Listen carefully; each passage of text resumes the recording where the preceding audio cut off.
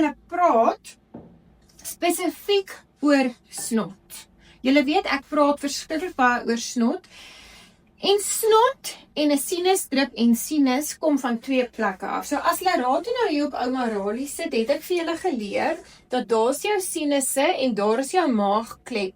Hy sit hier agter die lewer. So as jy baie ongesond eet en jy drink en jy gaan dorp toe en jy rook en jy eet McDonald's en jy kyk nie na jou gut nie, dan maak jou maagklep baie sure en daai gasse gaan hier op na jou sinusse toe. Dit stamp teen jou sinusse en jou liggaam se beskermingsmeganisme is dan om snot te maak. Die ander ding wat 'n sinusdrip kan veroorsaak of keelseer as jy wakker word in die oggend of daai soeibrand of silent reflux, is wanneer jy soos ek, 'n baie gespanne persoon is, en jy stres maklik. As ek vir my seun sê, hy op stres, dan sê hy, you telling a fish not to swim.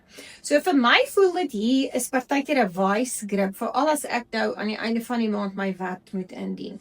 Hierdie is 'n ongelooflike kiet. Soos jy hom drink, veral as jy hom warm drink, kan jy voel hoe kalmeer hierdie klep van jou en hoe kalmeer jou hele spysvertering. Dit help verskriklik vir 'n voorspoedige oop lyf.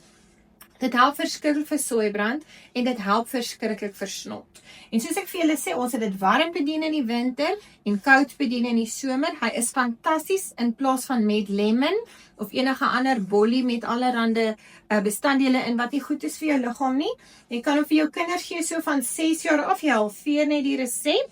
Ek sal nie aanbeveel dat jy dit vir jou babatjie gee nie. En dit is baie belangrik om die stappe te volg in die video wat ek vir julle gaan opsit van hoe om hom te maak. Gaan op Aldila.co, kyk so lank hoe Paulina dit maak.